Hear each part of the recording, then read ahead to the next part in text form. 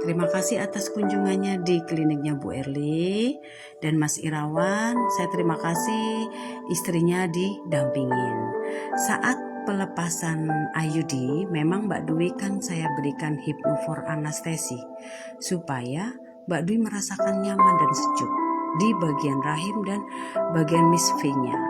Dan hal ini akan membantu sampai semakin rileks.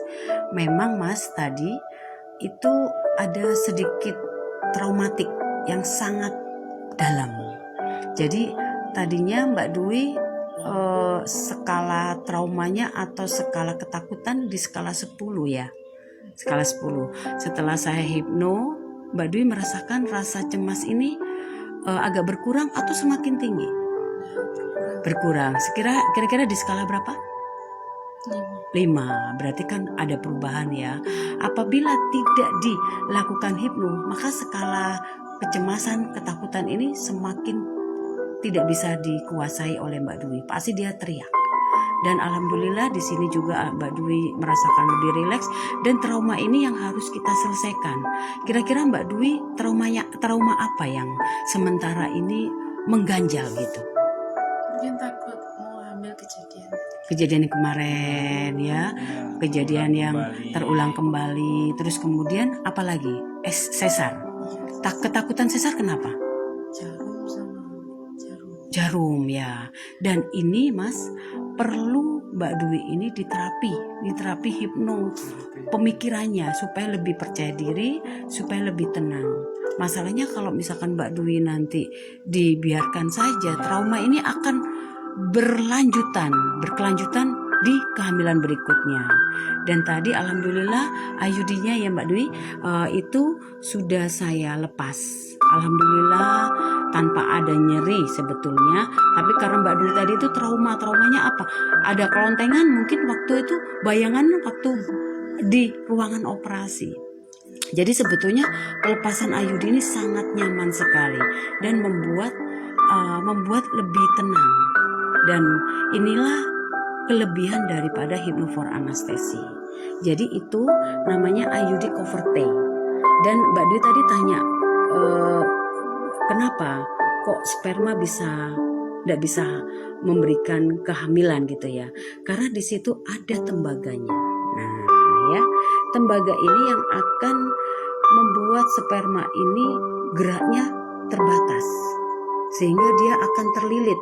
Ini kan ada tembaga lilitan. Karena ini banyak lendir, jadi tembaganya tertutup oleh lendir. Jadi Mbak Dwi nanti ini saat ini sudah nggak usah ber-KB. Siapkan untuk kehamilan. Karena dengan kehamilan ini Mbak Dwi akan nantinya lebih tenang. Karena usianya sudah 23 tahun Mas. Mas Irawan kira-kira sudah siap juga untuk sebagai bapak lagi nanti ya? Insya Allah. Kejadian yang kemarin gak akan terulang kembali asalkan Mbak Dwi nanti melakukan treatment atau terapi dengan hipno supaya pemikiran Mbak Dwi tadi yang skala 5 jadi skala 0. Karena apa? Kecemasan akan berpengaruh kepada pembentukan janin. Nanti kalau pikiran sampean gak tenang, itu bisa terulang kembali. Makanya Mbak Dwi salah satunya sering beristighfar ya, sering mintalah kepada yang kuasa, pasti akan diberikan petunjuk yang baik dan akan diberikan anak yang lebih cerdas, lebih sehat ya gitu ya Mas ya. Jadi seperti itu, nanti Mbak Dwi 5 hari atau 1 minggu kontrol ulang, saya periksa lagi di rahimnya.